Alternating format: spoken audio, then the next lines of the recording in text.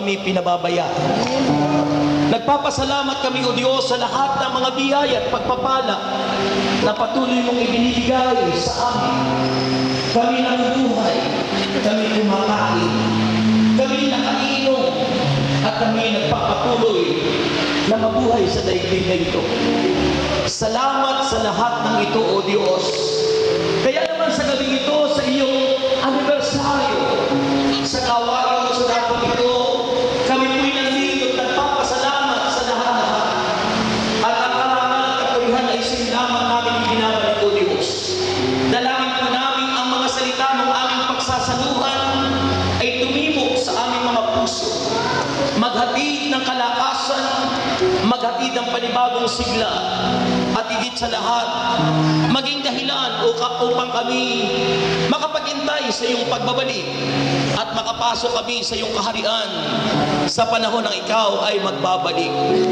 O Diyos, alam namin ang pangako mo, kami iyong susunduin sa huling panahon. Kaya naman kami ay naghihintay sa iyo at umaasa. Sa pamagitan nito, O Diyos, narito kami naglilingkod sa iyo. Gamitin mo po kami mightily, boldly, and powerfully, kasama ang iyong mga awit at mga manggagawa. At sa kalagitnaan ng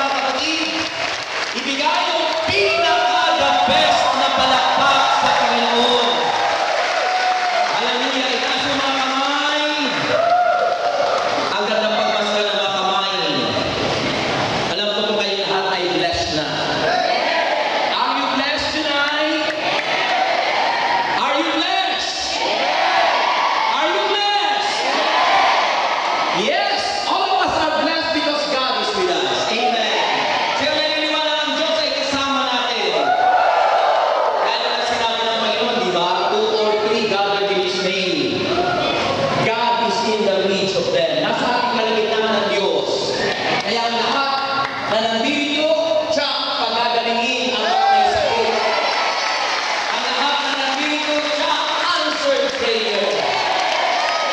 Ang lahat na nandito ka sa sagana ng buhay. Ang lahat na matabataan ka magiging matalino. Purihin namin ang Diyos. At sa mga kapino, you are welcome, Holy Spirit. Take over. In my heart. In my life. And in this days. Holy Spirit. Take over. Malakas ka.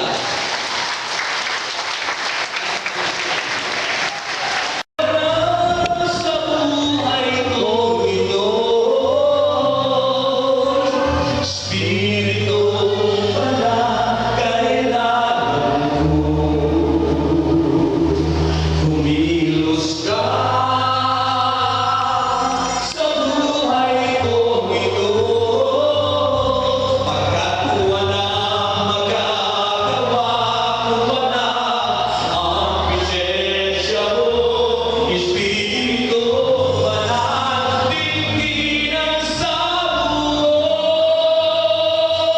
Kailangan ko ang patnubay mo. Espiritu banal, manahan ka. Espiritu banal, tinatawagan ka. Espiritu banal, sa buhay ko ito. Espiritu banal, kailangan ko. Taas ang mga kamay, kumilos ka sa buhay ko ito. Pagkat walang magagawa ko wala ang presensya mo. Espiritu banal, tingin sa buo. Kailangan ko ang patnubay mo. Kumilos ka sa buhay ko ito. Walang magagawa ko wala ang presensya mo. Espiritu banal, tingin sa buo. Kailangan ko ang patnubay mo. Lahat tayo. Kumilos ka sa buhay ko ito. Nagagawa ko wala ang presensya mo. Espiritu banal, tingin sa buo. Kailangan ko ang patnubay mo. Kailangan ko ang patnubay mo.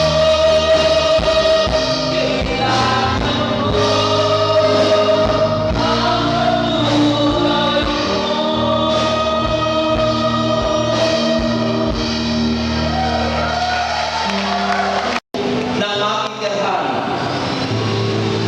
Kabanyan mo na po at ay maganda na kayo na makitirhan, babalik ako at isasama kayo sa kinaroroonan ko. At alam na ninyo ang daan patungo sa pupuntahan ko. Ang mabuting balita ng ating kaligtasan. Atin po palakpakan ang Diyos. Yung po bang palakpakan pang-anibersaryo sa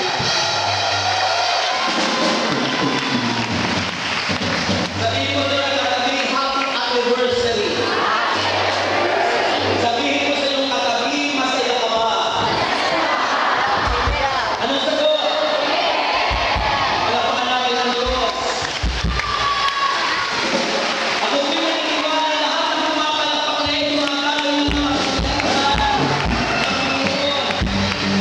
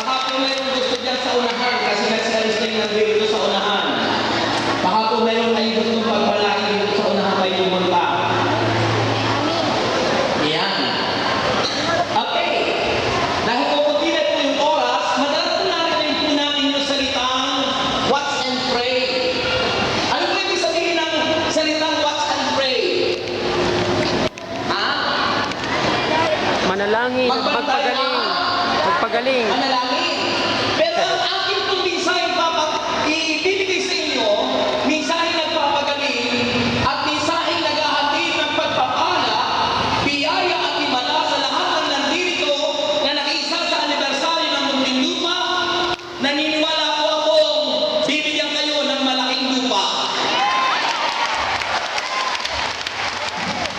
Ang klaseng papuri sa Diyos yan. Ang mensahe po nagpapagaling ay watch. Sabihin niyo, watch.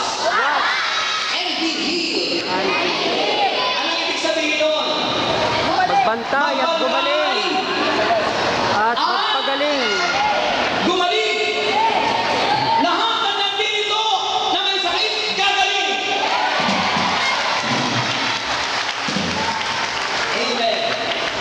Habang ni Kristo, yung binasa mo po sa John 4:26, sabi ng Panginoon, listen to me, equal me. Sabi ng Panginoon, huwag kayong mabalisa. Maraming tao ngayon, balisa-balisa. Balisa sa kanilang pagkain, sa kanilang makain, balisa sa kanilang tinitirhan, balisa sa kanilang mga trabaho, balisa sa kanilang pamilya.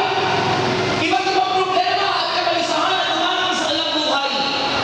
But remember the word of God, it says, Ginawa tuloy akong picture huwag teacher. kayong mabalisa. Don't worry.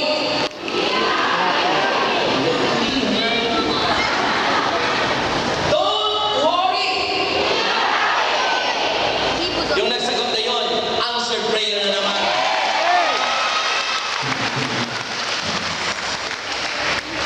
Ito ba mga nagsialis, mga taga-gobyerno? Mga kandidato? Mga kabataan, sayang, sana ibubuto nyo yung pagdating ng eleksyon. Sana tinapos nila. Sana tinapos nila para ibuto nyo sa eleksyon sa Pakitan. Di ba? Dapat ganon. Okay. So, dapat kay Kristo, sabi ng Panginoon, huwag kayong mabalisa. At ang sabi ng Panginoon, manalig kayo sa Diyos. Sino nananalig sa Diyos? Remember, because faith is very important. It is the key. Ito po ang susi. Ang pananampalataya ay susi para tanggapin ang lahat ng ating mithiin sa buhay. Faith is the key so that we receive all God's promise. Ang mga pangako ng Panginoon ay ating tanggapin. Purihin natin ang Panginoon.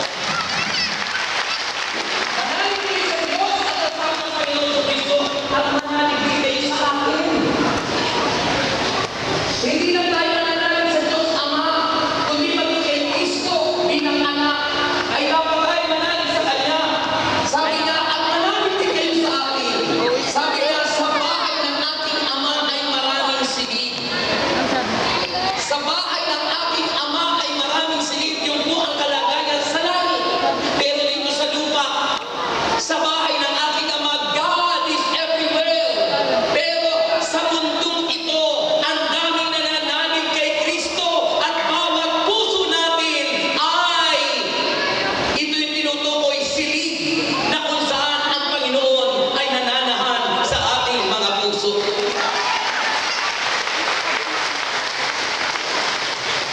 At ang sabi ng Panginoon, sa bahay ng aking Ama ay maraming silid. Kung gayon, sinasabi ko sana sa inyo, iilan lang, alam nyo, ang tao, kapag na-stroke na, saka nagpipilit pumalakpak para sa Diyos. Kaya kung ako sa inyo, na ipapalakpak niyo pa ang inyong kamay, ibigay niyo na yung the best sa Panginoon. Hindi naman po sa akin yan. Actually, hindi po sa akin yan. Kahit po ako hindi ko marinig yung palakpakin na yan, eh makapagsasalita po ako. Kaya lang ang Diyos po ang naghahantay yan. Para sa Diyos, ang inyong papurit parangal, sabi ng Panginoon, magdiwang ang lahat ng mga nilikha. Pumalakpak silang may awit at tuwa. Bilang pagpupuri sa Diyos na dakila. Kaya sinasabi ng aklat ng mga awit. Ang nais yung bigyan ng punto sa ating pong mensahe ngayon, ang sabi ng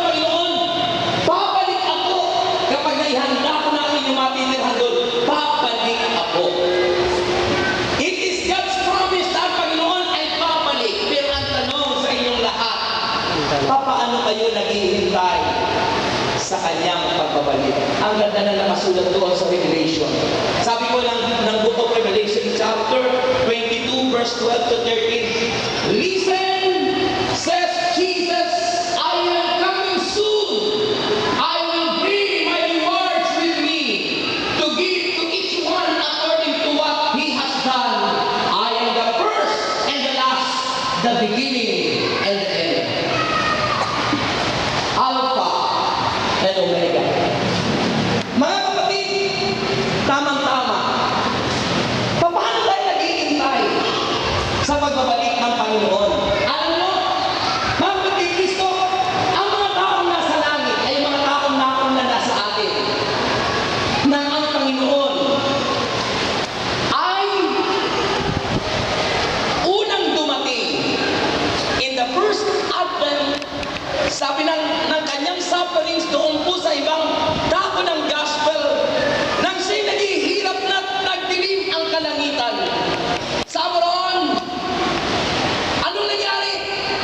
Nung naghihirap siya at nagdilim ang kalangitan, nabuksan ang mga libingan at ang mga patay ay nakabuhay, sapagat yun ang unang pagsundo ng ating Panginoon Kristo sa mga taong nanalig at sumampalataya sa Diyos.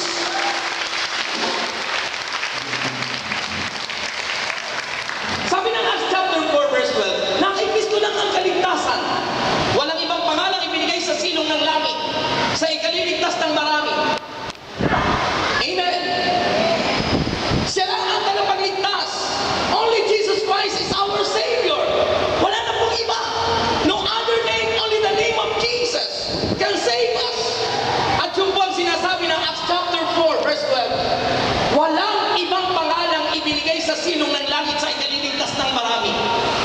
At ang kaligtasan, kapag tayo ay tumanggap kay Kristo, ito'y ating nararanasan at ito ay dumadaloy sa ating buhay, naghahatid ng kalakasan, kagalingan, pagpapala, himala at biyaya sa buhay ng lahat ng nananalig sa Kanya.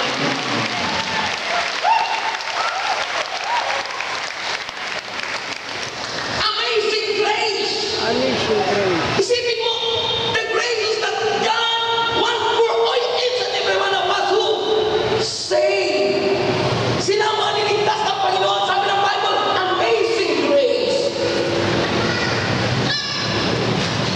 Ang sarap kapag iniligtas ng Panginoon ay mga tumanggap na nanig kay Kristo. Kaya sabi ng Panginoon, huwag kayong mabalisa, manalig kayo sa Diyos at manalig din kayo sa akin, sapagat mahalaga sa buhay natin ang manalig kay Kristo, sapagat ang taong di nananalig kay Kristo ay walang kaligtasan. Subalit ang taong nananalig kay Jesus, sabi ng Panginoon, sila'y kanyang isasama sa kanyang paraiso.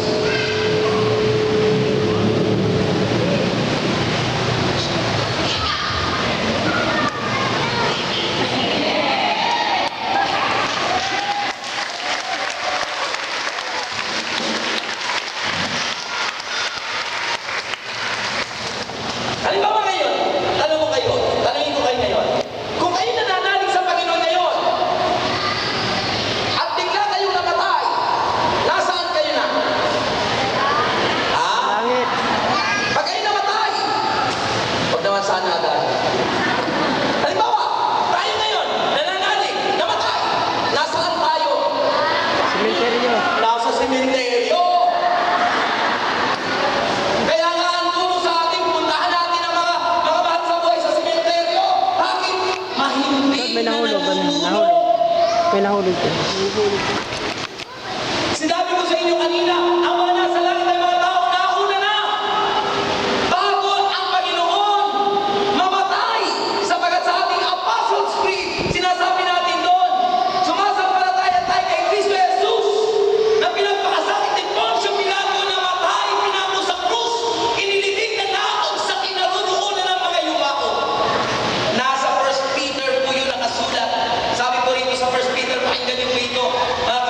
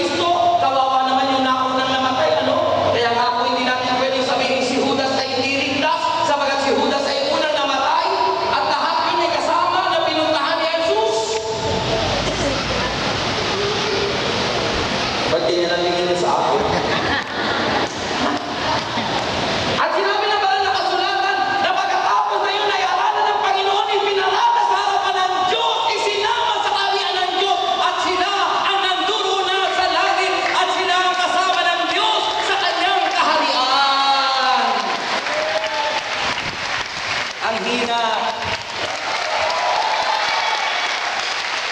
Sabihin niyo, Brother Rex, saan niyo naman mababasa yan? Ito po nakasulat sa Hebreo, chapter 12. Pakinggan niyo po ito. Kaya, tayo mga Katolik, lumarabag sa kanila. Sa mga nakasulat sa mga nakasulatan, Hebreo, chapter 12. Ito ang pakinggan niyo, makinig kayo. Makinig kayo, hoy, dito ang tingin. Sabi, hoy, dito ang tingin. Dito. Hebreo chapter 12, verse 23, following. Pakinggan nyo. Hindi pala mali na tayo lumapit, humingi ng tulong na panalangin sa mga tao na nandun na sa langit. Sabi ng Biblia, makinig kayo. Hebreo chapter 12, verse 23, ito yung mga taong nandun na, kasama na sila Mama Mary, mga santo, sila yung mga nauna. Sabi ng Bible, lumapit kayo sa masayang pagkakatipo ng mga ibinilang na panganay na nakatala sa langit. Lumapit kayo sa Diyos na hukom ng lahat at sa mga espiritu ng mga taong banal na naroon na sa dakong inilaan sa kanila ng Diyos. At lumapit din kayo kay Jesus, ang tagapamagitan, ang bagong tipan at sa dugong nabubo na ang isinisigaw ay kaiba sa isinisigaw sa dugo ni Abel. Purihin ang Panginoon.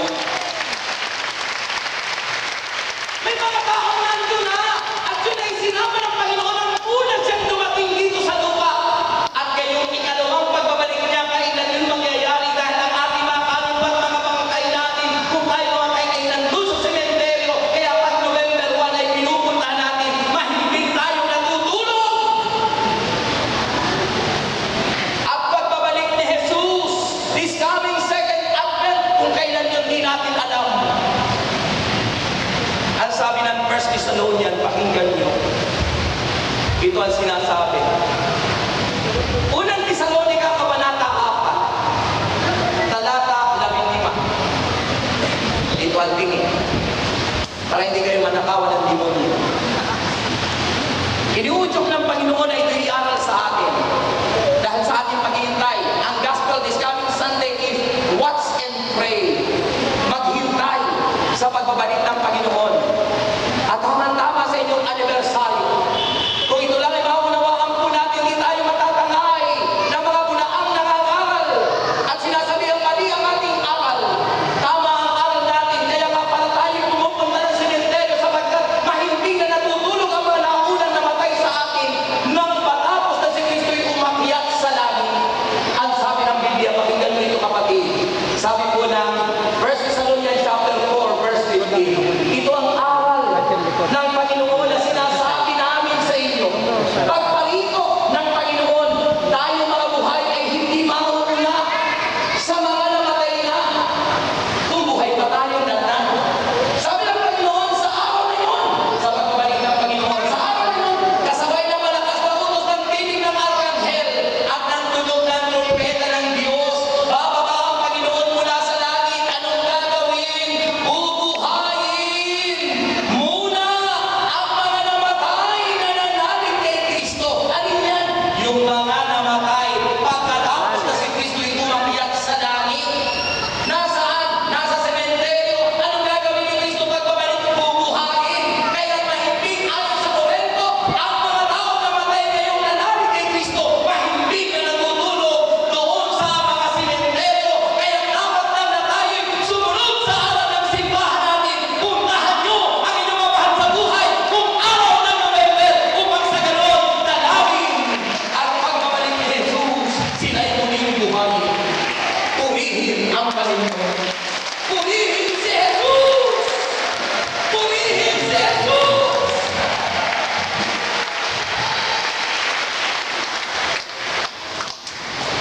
Ngayon, alam ko na. Yung iba na natatangay, pinagtatawanan tayo ng ibang sekta, sabi ba kayo, nagtitirik pa ng kandila, ba't kayo nagtatawa ng bulaklak? Oh, pero tama. Dahil nandun mahimbing na natutulog, dahil kailangan bubuhayin pagbabalik ni Jesus. Kaya mahalaga ang pagbabalik ni Kristo. At dahil sa ibabalik, anong dapat natin? Watch and pray.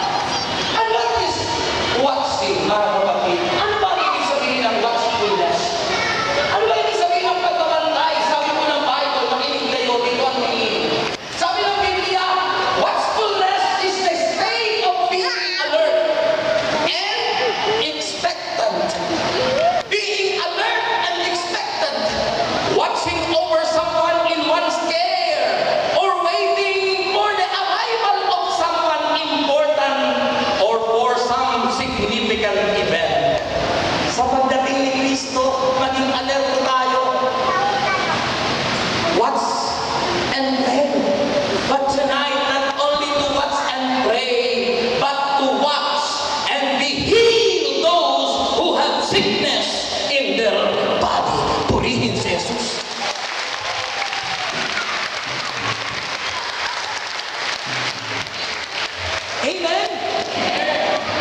Magbantay. At ang pagbabantay na ito, maging alert na daw po tayo. Hindi yung basta nakatunganga at nagbabantay na parang may hinihintay na darating na sasakyan. Hindi po ganon. Ano ang pagbabantay na sinasabi ng Bible? Alas 9 na. Nasa ano pa lang tayo. Okay. Sabi po, watchfulness of believer. Sa pagbabantay ng mga believers, remember there are dangers. Sabihin nyo, may panganib. Sabihin nyo, may panganib. Lalo na sa mga sumampalatay na kay Kristo, akala nyo ba, pag sumampalatay na tayo, tumanggap kay Kristo, maligaya na ang buhay mo, tandaan nyo, hindi tayo exempted sa mga trials and testing sa buhay. Lalo na tayo matindi ang mga pagsubok na darating kung tayo'y nasa piling ng Diyos. Sapagat mimikriin ang demonyo na maagaw ka sa Diyos, pero tandaan nyo, walang magagawa ang demonyo kung tapat kang nagmamahal sa Panginoon.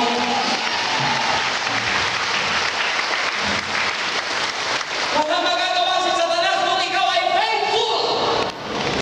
If you are obedient to His word, walang magagawa ang demonyo. Greater is Jesus who is in us than He Satan who is in the world. Higit na makapangyarihan si Jesus na nasa sa ating mga puso kaysa kay Satanas na nasa sanlibutan. Amen. Sabihin mo sa iyong katabi, si Satanas ay nasa sanlibutan. Kaya pala sabi ng Biblia sa Romans 12, verse 2, huwag kayong pumayo sa takbo ng mundo. Dahil si Satanas ay nasa sanlibutan. If you conform to the pattern of this world, remember you conform to the pattern of Satan.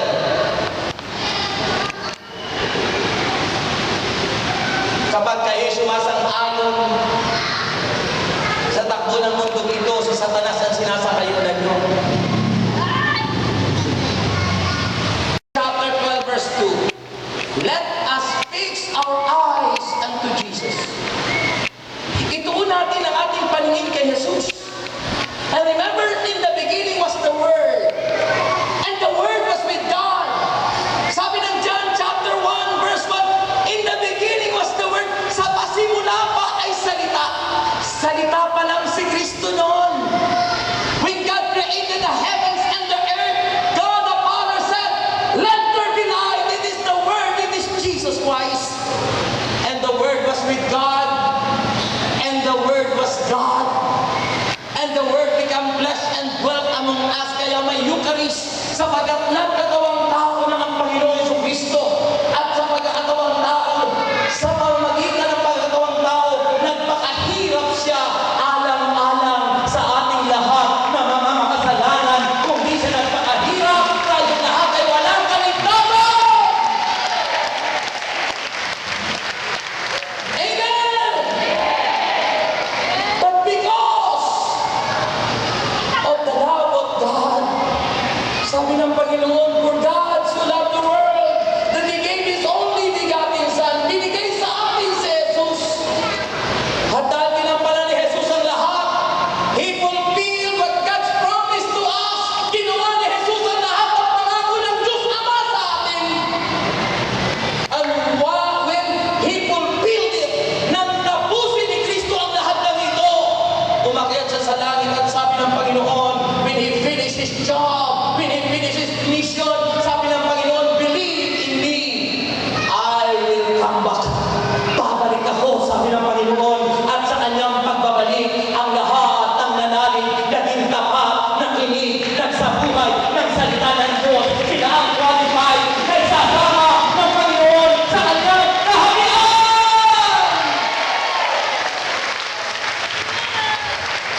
Amen! Sila lang na nagiging tapat.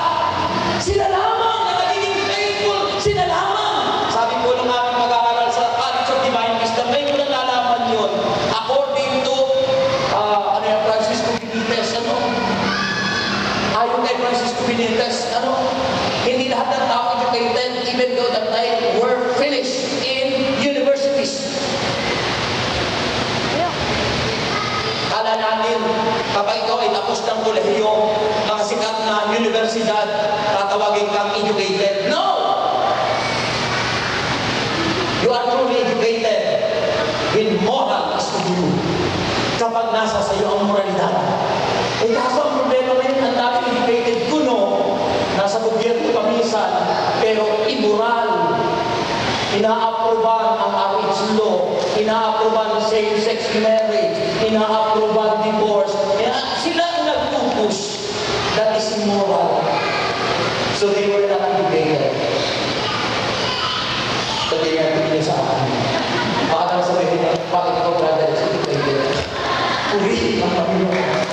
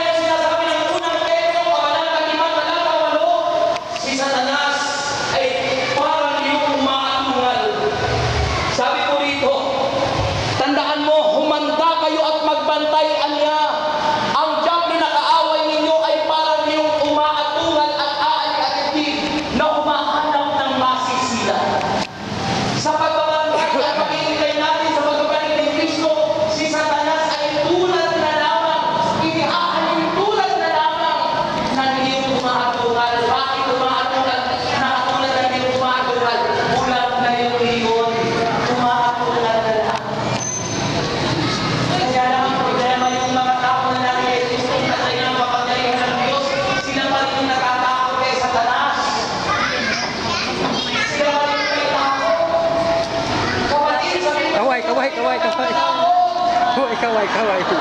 Sabihin nyo, fear not! Ulitin nyo! Ulitin Ito, nyo! hindi dumating ito eh.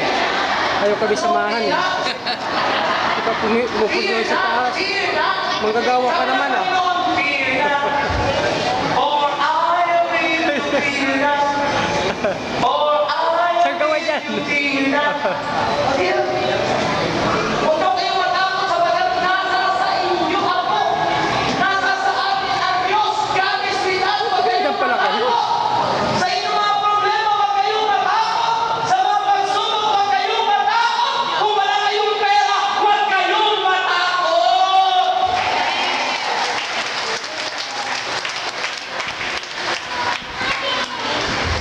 Dahil pag kayo natakot, manlulay-lay kayo. Eh, sabi ng Panginoon, fear not! Sabi niyo, fear not! For I am with you! Pag kayo mga kaibigan, kapatid, kamag-anak, nanay, asawa, magulang, anak, at natatawag sa inyong fear not, huwag kang matakot, nanalig kayo sa Diyos. Ha? Kayong mga asthmatic, problematic, at walang ating, huwag kayong matakot. Ha? Mga asthmatic, problematic, at walang ating, huwag kayong matakot. Kasama niyo ang Diyos. Tumawag kayo sa Panginoon. Ask the Lord. Sabi ng Panginoon sa John 15, verse 7, if you remain in me, and my word remains in you, ask whatever you wish. Kung mananatili kayo kanya sa akin, at mananatili sa inyo ang mga salita ko, yun ang susi. Being faithful to the word of God, being faithful to God, and being obedient to His word. Sabi ng Panginoon, humingi ka na. Lahat ng kaibigan mo ayon sa kanyang kalooban, ibibigay.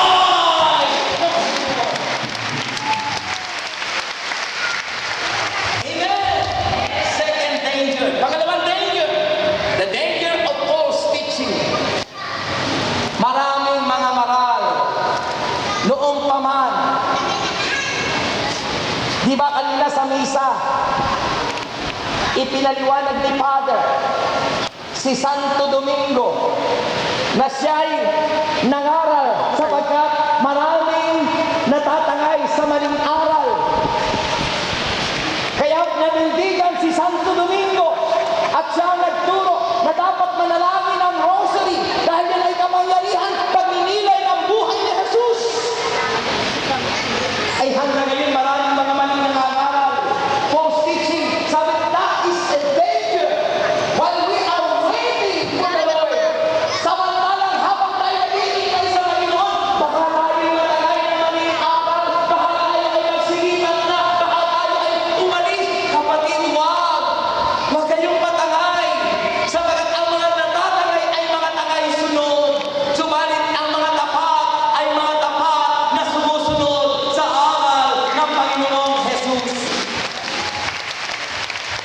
The next is the danger of temptation. Kapatid, ang pangalan ng Kristo, mahal na mga tao na napalataya, sinasabi na sila kay Jesus. Nung nagkakaroon si Mister na namatay, nang pinadalay sa talasay ng pamilya. Alam mo, if you are not communication sa iyong husband or wife, nagkakaroon kayo ng communication gap, at kamay ka ay nakita, sumisingit sa Satanas. At alam mo, ang pinakadala ng Satanas, observer, kalimitan,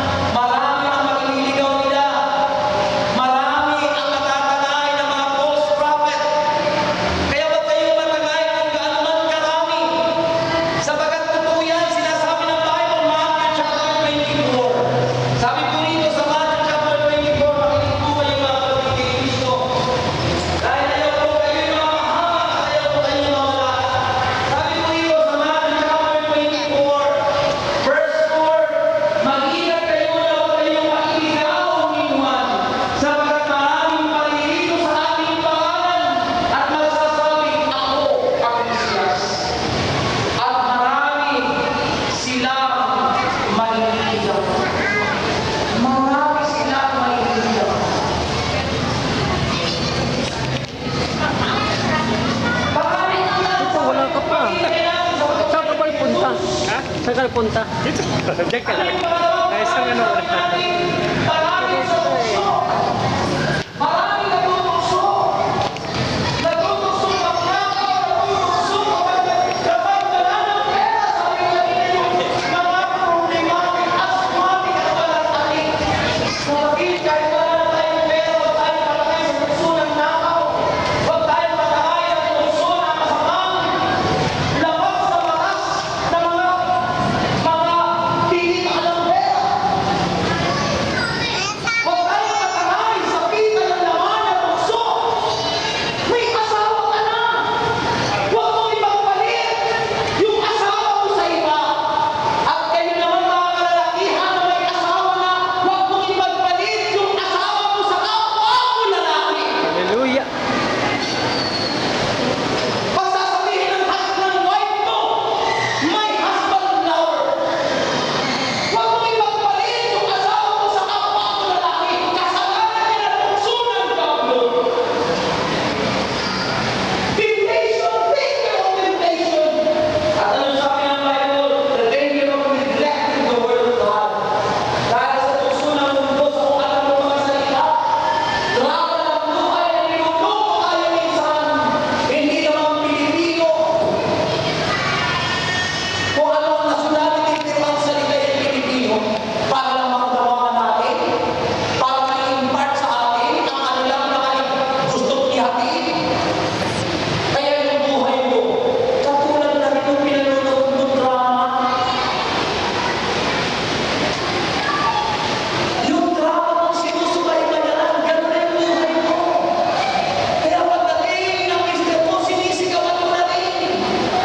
Kung ano yung sigawan mo, napanood mo sa drama, yun na rin yung sigaw mo. That is a danger of neglecting the word of God. And finally, the danger of speaking sinfully. Ang pride na dumating na ang iyong mga laping ginagamit para purihin ng Diyos ay bumukal ang mga pangapangit na salita. Mga salitang double words ang meaning. Puso-puso mo. Mga title ng pelikula na kung titingnan mo, pakikinggan mo, dalawa ang meaning. Di ba? May mga pelikula gano'n. Ang tamang ina mo. O anong tingnan mo yun? Ang tamang ina mo. Di ba? Parang hindi mo naman ito. Double meaning.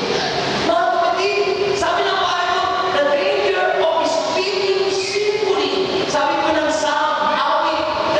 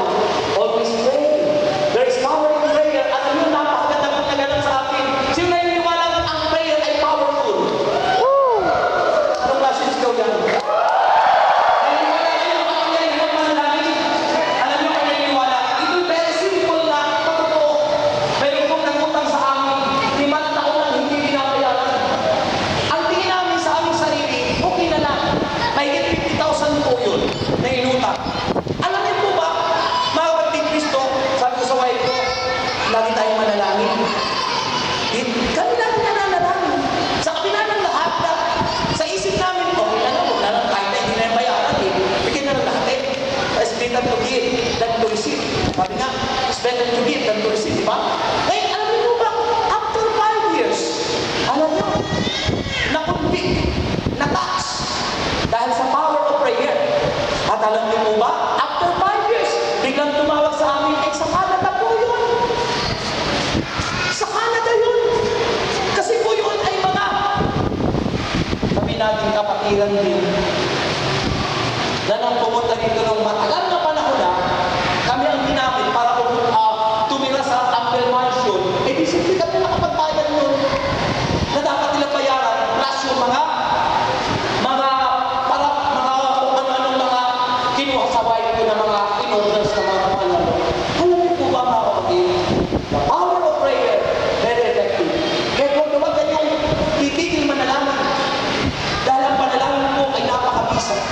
Kung kayo may problema, kung may sakit sa inyo ang isa, binigyan tayo ng kapangyarihan ng Diyos. You can cast out demons. Sabi naman nakasulatan sa Mark 16, verse 16. Sino man sumampalataya at nabautismuhan at tatagin ng kapangyarihan sa pangalan ni Jesus, makapagpapalayas kayo ng mga demonyo.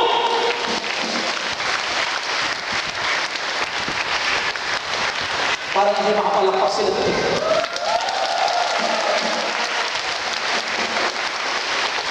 Pakinggan nyo. Ang sabi ko po, sabi ng Biblia, makapagpapalayas kayo ng mga demonyo. Hindi ko sinabi makapagpapalayas kayo ng mister nyo o ng mister nyo. Demonyo yung papalayas. There is power in prayer. Nakakalungkot, maraming prayer partners, umaasa na lang, pray over mo nga ako, pray over mo nga. Kayo mismo ang mag-pray sa inyong sarili. Kayo mismo ang manalangin sa inyong anak. Kayo mismo ay manalangin. Gawin mo, subukan nyo, makikita nyo ang kapangyarihan ng panalangin.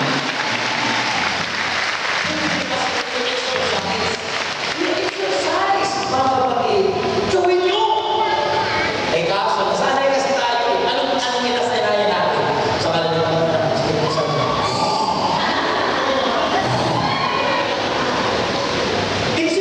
Hindi ko sinasabing masama mag-sign of the cross. Pero, nasanay tayo na, ano na, kapatid, panalangin ka. At kung nakatulog ka man sa pananalangin mo, nakukunawa ka ng Diyos. Alam mo kami mag-asawa na nakakatulog na namin manalangin. Simple naman kasi yung asawa ko, pag hindi na nanalangin, hahawakan ko yung kamay. Eh alam mo naman, pag nahawakan ko na yung kamay ng misis ko, talaga naman, nakakatulog ka rin. Mga kapatid, there is power. Kaya nga sinasabi ko sa inyo, yung 5 years na yun, tumawag sa amin, ipinadala ang payment sa Western Union. Sabi ko, praise the Lord, there is power in prayer. Kaya sabi ng Bible, habang tayo naghihintay sa Panginoon, watch and pray. Para hindi tayo matamay sa mga danger while we are waiting for the Lord's coming. Habang tayo naghihintay sa Panginoon, huwag kayong magsasawang manalangin. At ano ang magpakatamang panalangin? Sabi ng Panginoon, ganito kayo mananalangin. Ang namin nasa langit, sambahin ang pangalan.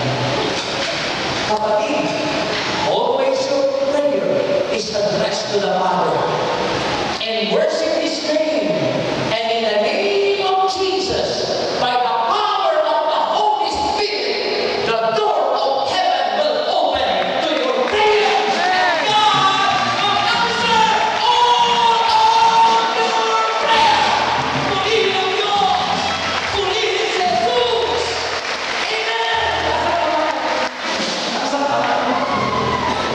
At this moment, brothers and sisters, I know God is here. And I feel the presence of God. Alam ko kung kanina po ay may ginagawa na ang Diyos sa buhay niyo. Alam ko kanina pa lang, eh meron nang himalang ginawa ang Panginoon sa buhay niyo. Kanina may nararamdaman ako na may tumalo rito may cancer. Kapatid, huwag ka malungkot kung may cancer ka. Kahit sa palagay may magana ang dibdib mo at nawawala ka ng pag-asa, mahal ka ng Diyos. And God is